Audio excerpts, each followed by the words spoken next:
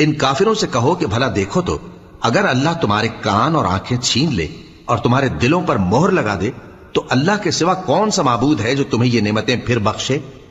دیکھو ہم کس کس طرح اپنی آیتیں بیان کرتے ہیں، پھر بھی یہ لوگ روگردانی کیے جاتے ہیں۔ کہو کہ بھلا بتاؤ تو اگر تم پر اللہ کا عذاب بے خبری میں یا خبر آنے کے بعد آئے تو کیا ظالم لوگوں کے سوا کوئی اور بھی ہلاک ہوگا؟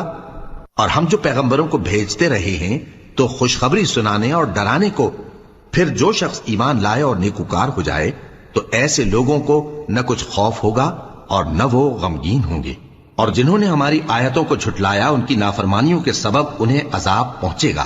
کہہ دو کہ میں تم سے یہ نہیں کہتا کہ میرے پاس اللہ تعالیٰ کے خزانے ہیں، اور نہ یہ کہ میں غیب جانتا ہوں، اور نہ تم سے یہ کہتا ہوں کہ میں فرشتہ ہوں۔ میں تو صرف اس حکم پر چلتا ہوں جو مجھے اللہ کی طرف سے آتا ہے۔ کہہ دو کہ بھلا اندھا اور آنکھ والا برابر